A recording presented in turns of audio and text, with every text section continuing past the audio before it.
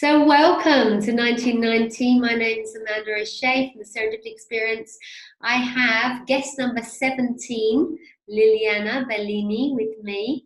And it's lovely to have you here, Liliana. How are you? I'm very well, thank you, and thank you for inviting me. Yeah, It's lovely absolutely. to have a chance to connect with you, Yeah, and to be with you in this space, very special space that you have created for us all. So thank you. my pleasure, my pleasure. And I love the title, Always Guided, which Mm-hmm.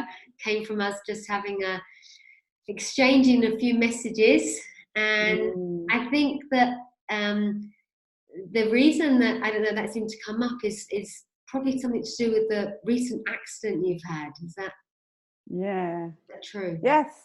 Um, it's I love how life, we spend years kind of sharing something, in this case sharing an understanding of how our mind works, and how beyond our mind, our intellectual mind and the thinking we do, there is a deeper intelligence which kind of guides us, and where everything comes from, and where we can connect to our true selves. So I've kind of been sharing this with a lot of love and passion in different places at different times, and it has become a very important part of my life. And I have a particular passion in sharing this with people who are disadvantaged in some ways, or marginalized people. So I do it in prisons for a social enterprise called Beyond Recovery, and I do it with homeless people, more recently with another charity called A Slice of Happiness. So Ah, these are things that I'm absolutely in love with. I feel continuously blessed that I can I can have conversations like we are having them, with these groups and these individuals that wouldn't necessarily have that. So, and the miracles that we've been seeing over the last 4 or 5 years. So yeah. absolutely blessed. So, and it's such a simple understanding. I don't know if everyone who will listen to this knows, but it's basically saying that, all the suffering that we experience emotionally, mentally, emotionally, comes from the thinking we do. And beyond that, then we have this infinite kind of resource of peace, and we have it, we've always had it, and we continue having it. And that's where answers come from. And everything that we'll ever want to know about ourselves and about will come from that place within us. So the idea of being guided, always guided, is something that I've been sharing for quite some time. And I see that to be true, and I saw that to be true.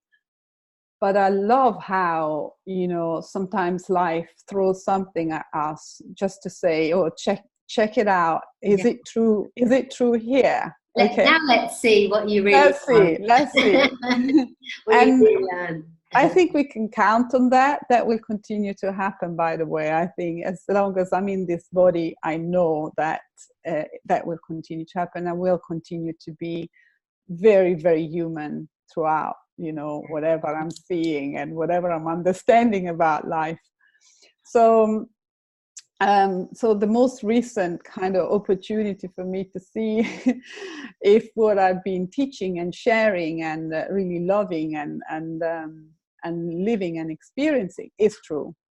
So, um, so back in May, I had a serious accident, bicycle accident, whilst I was doing a charity ride on the Isle of Wight.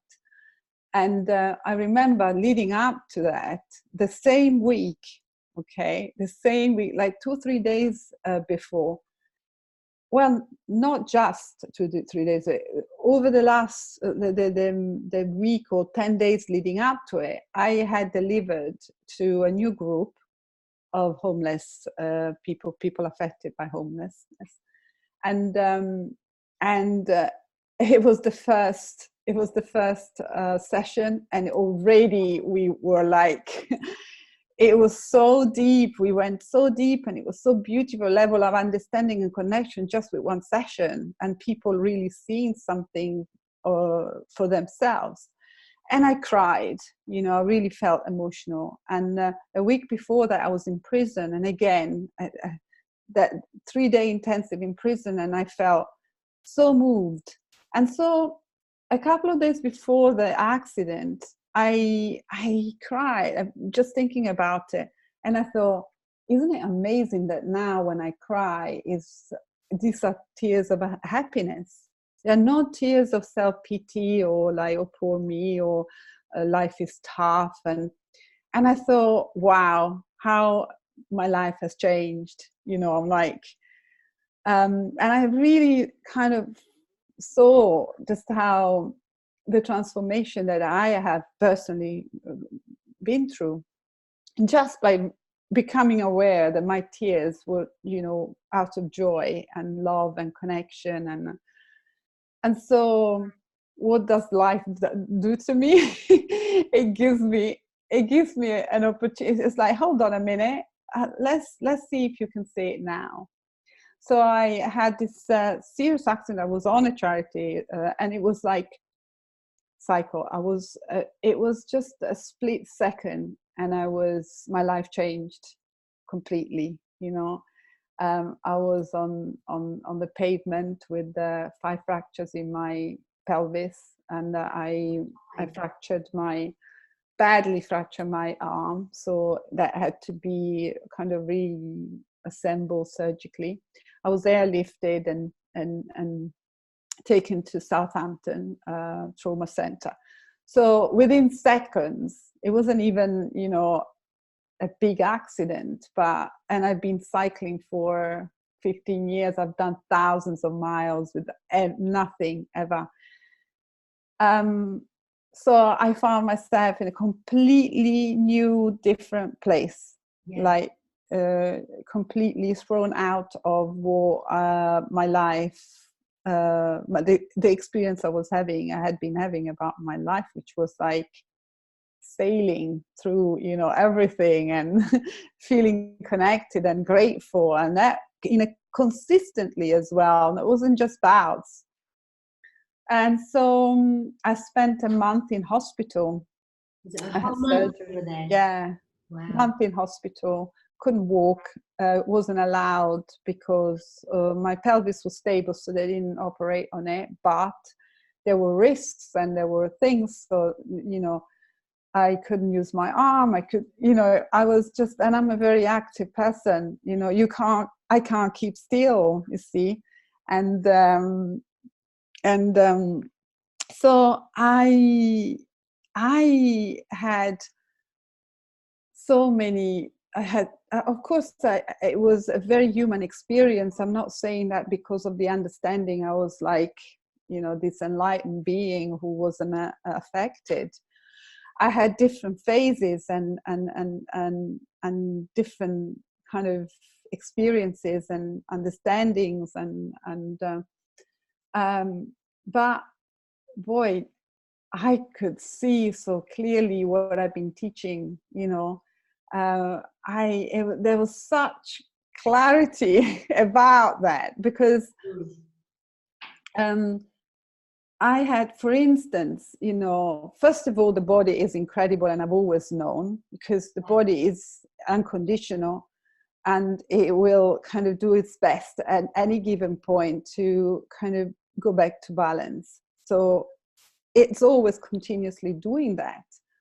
But also that kind of deeper knowing, deeper intelligence at crucial times was 100% there, so that I would feel 100% peaceful and not consumed by the physical experience of it all. And I know that had happened to me in the past, before the understanding of the principles. I had experienced that level of peace, yeah. But knowing what it was happening, it was like, yes, I know why. I understand why. Or if I was suddenly caught up in the thinking of or the surgery or the results, the X-ray, or how it was, then I would feel disconnected. So, but the understanding of what was happening throughout those kind of waves of different emotions and different feelings, that was what made the difference. That was what I'm sure that after a month on a very busy trauma ward, by the way, with other people. And was everybody coming in new with their fresh traumas? Yes, continuously. Wow. And I wanted to be moved, but I couldn't. I wanted to come be repatriated. I think that's right. but I couldn't because I got lost in the red tape. Yeah. So I was this one person on a busy trauma ward with people coming and going, staying 3-4 days a week maximum, and I was the one who was still there. Wow. So imagine, but it was incredible how in a way, I got to experience the observer, that which is watching it all, and then and knowing what that is, because before I would just have that experience without the appreciation. Yeah. Instead, I thought, okay, it was as if I really felt that as amazing as my body is in terms of our body, not just mine, as incredible as it's this way that it heals, and as important the body is to all of us because we inhabit it and we're in, it's just a fraction of what we truly are. It's part of what we truly are. It's part of that intelligence, but it's a tiny fraction, and we get so caught up and kind of really into the physical, tangible side of life, isn't it? And our being as well. We age, whatever we feel, the menopause, whatever, we get.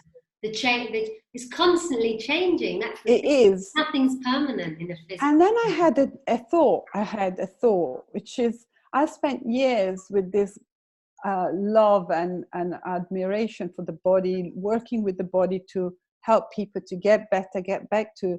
But it was almost as if I was not appreciating what is beyond the body, so which is like, for me, was like a big insight, because I thought, I spent years looking after my body, the diet, the exercise, and suddenly I think, yes, it's amazing, but in a way it's a bit like a beautiful car. If we bump a beautiful car, so what? It's not like we are not our car. Yeah. So that was a new thought for me, because I've always thought, I've always like, the body is amazing, and we have to respect it 100%, and we have to give it the great things, and of course, but guess what? If we are not so anxious, or not even anxious, but so like involved with the physical side of things, then we end up making better decisions anyway, without this, So was it? Yeah. It's so true. Like, even keeping yourself, because you always look amazing, you look great, and you dance, and you look good. I mean, that's how you've always been, I guess. But like you say, even thinking about that you wouldn't have realized. No. It's like, yes. So I've got this arm, I've got metal in my arm, like metal plates, which might get removed. I've seen a really great person, and it's possible. So it's like, in the past, the thought of having metal in my body would have caused so much turmoil. And now I'm thinking, I don't have that thinking. On top of what has happened. It's like my experience of what has happened is remained, has remained so simple and basic, because I haven't really felt like entertaining all the thinking that I would have otherwise had. So it's like, and then that actually, ironically, helps me to be far more intuitive about what to do next, how to help my body, how, what to see, who to see, what, and so some amazing kind of therapists that have come out from nowhere have showed up, and I've said, yeah, this makes sense. But because I was so much more clear and more open and less burdened by my ideas, opinions, and things of. Yeah, and your standards. I'd imagine, because you were from a homeopathic background. Yeah. So I can. When were you in pain, Liliana? When you were in the hospital? Were you on lots of painkillers, and were you on? Well, I had to just give up and say whatever, just And anyway, after an operation of this, and with the fracture pelvis, they give you painkillers, and I took them, and of course I did everything on the side to cleanse and everything, but without the kind of slightly obsessive.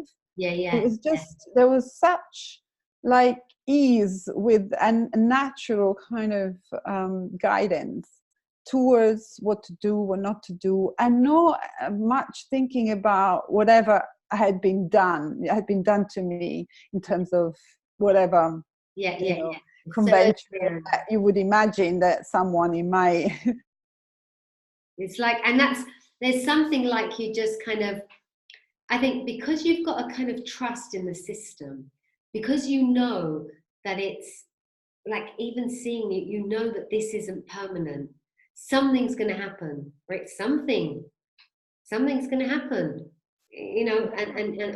and they're going to help you, or they're going to give you another injection, or they're going to try something else, or it's you have that trust. And I think that's so much easier to go through any experience that other people probably, it's probably is a lot more traumatic. So even though what you had would be like a trauma, you didn't experience it as traumatic as you may have done previously, or you may have done.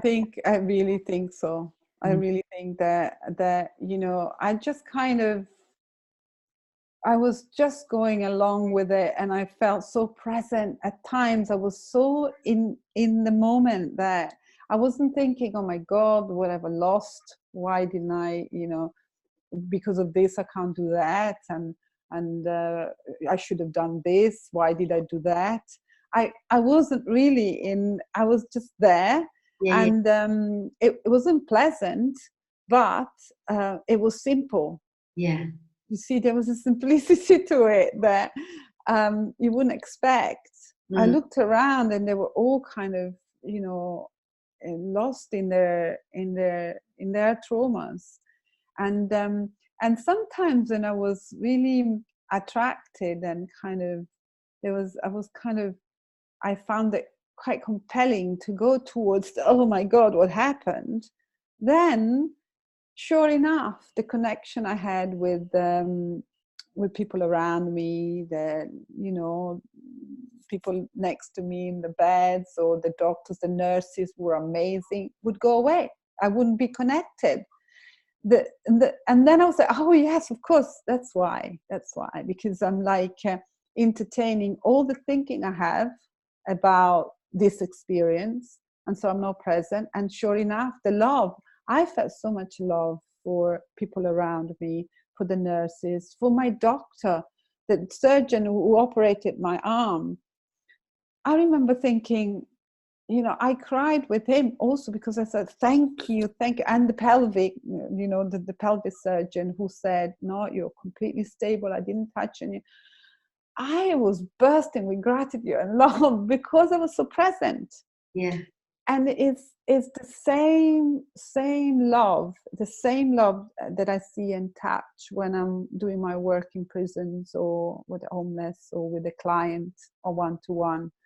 When we both access that space that it's like, is pure and is present and is there and is nowhere else, not in the past, not in the future, not in the if, is right there. It's the same.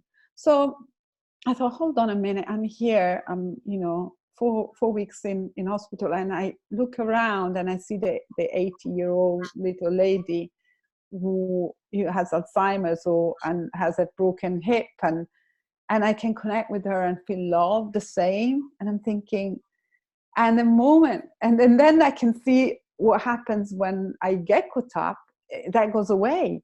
And it was so crystal clear throughout. So it's like, you know, that was another chance, another way, that life has given me to really see that there are no exceptions. There are no exceptions. And I let go. I even remember thinking, as I was going to the surgery, into the theater, I thought, do you know what? Even if I died, I was so, even if I'm not coming back, you know, it's fine, because whatever it is that we are seeing and experiencing and touching and feeling in our hearts, and it's going to be there anyway. That's who I am. So, you know, so again, it's like I said, the body is like a car, and, you know, and it's a bit of a blasphemic thing to say for someone who's always kind of, not just me, obsessively me, my body, but even other people, you know, that I worship the intelligence of the body. But the intelligence of the body is there anyway, because that's what we're talking about. It's not the body itself. It is the body, it's an expression of that. Yes. But it's just one way of that, of that to be the tangible way of that we can see it. Like when we look at nature, that's an expression of it, but it's just an expression. So I remember going in and thinking, I'm at peace. I know it sounds like a cliche, but I thought, if my organs, you know, have been affected and I don't come back or whatever, my vital organs, you know, all sorts of thoughts I was having, but I was at peace. I thought, and I was thinking, oh my God, that's exactly what I've been teaching and sharing for the last 4 or 5 years. And it was just another way another opportunity life gave me to say, yes, that's true. That's bloody true. And so when I came back, you know, the doctors are amazed, because I haven't taken any painkillers, because I was kind of following what was showing up in terms of what to do to help the knitting of the bones and the inflammation, whatever, not to get into chronic kind of stuff. And I wouldn't have seen it if I was in the experience of the trauma in my head. I wouldn't have seen it. But because I was open and curious, like, oh yeah, I decided to give myself certain things, you know, and reach out for certain things that have made my healing incredible. I'm like back 100% doing, I'm fitter and stronger than I used to be, you know, because obviously now I'm making sure that I strengthen the muscles, and you'll need to now, won't you? Yeah. But it's, and they'll say, you're walking like this and you're not on painkillers? No. And so it's ironic, because the less we worry about something, the more we see to help that something, you know. It's like, it's like the gift of trauma, right? You know, really, it's like the gift of anything. The gift of anything. But to really see that every experience is a gift is, you know, well, lucky to see that. I imagine that just having you and having your energy on that trauma ward was a gift to them as well, right? Well, it was just most of the times I kept myself quiet in the present, and I was like, And then I had beautiful people that, you know, helped me, and my friends, and came to see me, and and you know, you can come up with so many theories of why something happens, you know, even that always because you need to slow down, and it's life telling I don't know, maybe not, who cares. Maybe I just fell off my bike. Exactly. And you know, that's exactly, you know, when people say, oh yeah, because you've always been so active, you need to slow down. I'm like, I don't know. I think I fell down because the lady in front of me stopped too quickly and I didn't have time to stop. Yeah. That's it. So that's the simplicity that I continue to kind of live in throughout the whole thing. I was kind of practical, matter of fact, except when I would wander off into my mind and think, and for a little while I would not feel that peace.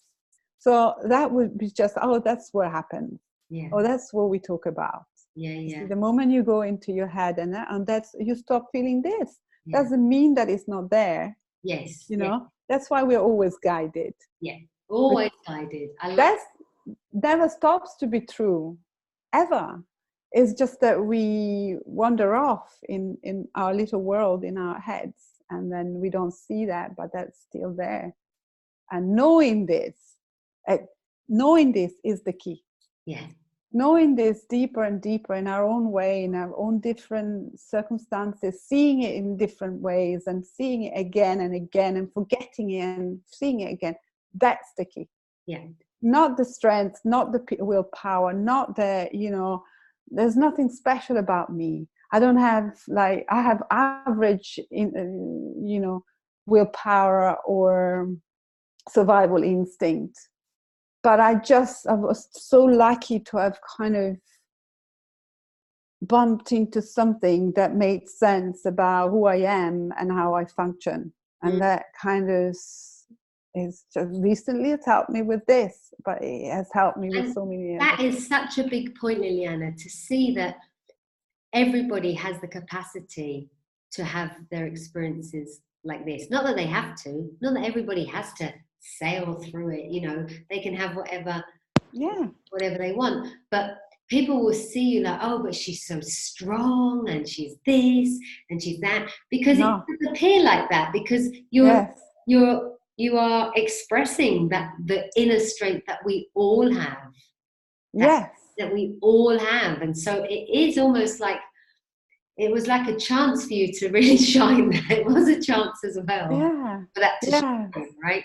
And how beautiful that it doesn't depend on us. How beautiful that it's not a quality or a personality trait that we will. That's exactly it. Don't know. How beautiful that we all have that. It's just about. It's a matter of seeing it a little bit more, and being curious to see it in different ways, in different times, and say, "Oh, is it that? Oh, yes, it is." So the appreciation of, you know, of the system. And what it's in the backdrop of our experience is what kind of helps us to, it naturally gets us to experience life so much more ease. I'm so happy for you, and you've got your gorgeous family. I'm sure that have been a great support to you, and everybody back in the prison.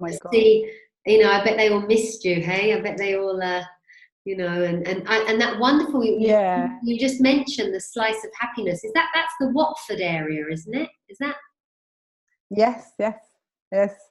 So I'm so lucky because I've been able to be at the beginning of this amazing projects. Right. Like both the one in prison, which was at the beginning, you know, just a few months late after, you know, it kicked off 4 years ago, and also with this project, I'm in the team of practitioners who are delivering it. So it's beautiful. I sometimes have to pinch myself that I get to do, you know, to be part of such amazing, you know, projects, and with working with people who are on the same page, Yeah. and seeing profound transformations, and being transformed myself each time a little bit more, you know. Wow. So You are a shining example of love from the inside out, you know, and you really are. You're so beautiful inside and out. Liliana, thank you, thank you, thank you for no, thank you. I love being here with you, and thank you for having me. And pleasure. And I loved your story. Thank you for your honesty, and thank you for, well, I look forward to, I'll see you really soon in Spain. You're yes, over for the Jack Pransky and Gabriella. Yeah, I'll see and you up there at that gathering, and then I'll see you at Viva, where you're one of the lovely speakers. I Yeah, can't wait. yeah, it's a Thank you. great event. Yeah, we had good fun there, didn't we? We did lots of dancing there, and Oh, it's such a beautiful feeling. yeah, It's amazing. I think Sue and Sheila have done an amazing job, and I love that they kept it going. So it's kind of growing, and it's doing its own thing, and it's got a really beautiful space in what we're doing in the community. So yeah. it's great to be part of it again and to share there as well. Yeah. So I'm Aren't we really looking lucky? forward. We're very lucky. I feel very lucky just Me being too. able to have this, you know, and I can have a day that's a bit off, or a day where I feel a bit tired, or a day where it feels like I'm the only one, because often I'm sharing and I'm the only one from that understanding. You know, it's not in a team, so it's only me, and sometimes, and then so even just being able to have these chats again, like you say, people, it's like, you know, it's lucky, really lucky, and now everybody can get to watch these little chats too, and they get to take a little piece of it. So that's nice.